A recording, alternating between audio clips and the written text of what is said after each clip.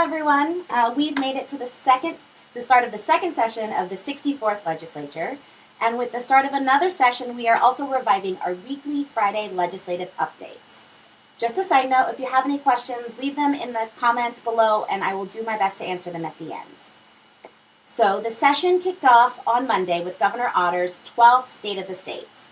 It was also his last State of the State, and the speech was 53 to 56 minutes long, depending on who you ask, but there were three things that were fairly notable when it comes to conservation policy. First, Governor Otter clearly acknowledged the effectiveness of collaboration in land management, which, is nice to hear after living through several years of land transfer and privatization schemes. Governor Otter also mentioned the Good Neighbor Authority, which became law in 2014, and this law actually uses collaboration to develop timber projects that reduce the threat of wildfires. Second, to illustrate how effective collaboration is in land management, Governor Otter asked state lawmakers to add 8 additional positions to the Idaho Department of Lands so that the agency can keep up with projects being developed by the Good Neighbor Authority. Lastly, the governor touted an economic development portfolio that included inexpensive renewable power.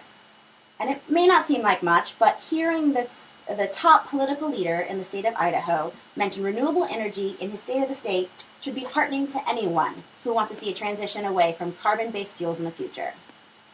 So what's coming up? In the next couple of weeks, things tend to be rather slow as lawmakers spend most of their time reviewing rules promulgated by the executive branch. But once that passes, things will heat up fast, really fast. So stay tuned every Friday for our live broadcast, and also sign up for our conversations at the Capitol email list so that you can get this broadcast and our weekly Outlook emailed to your inbox every Monday morning.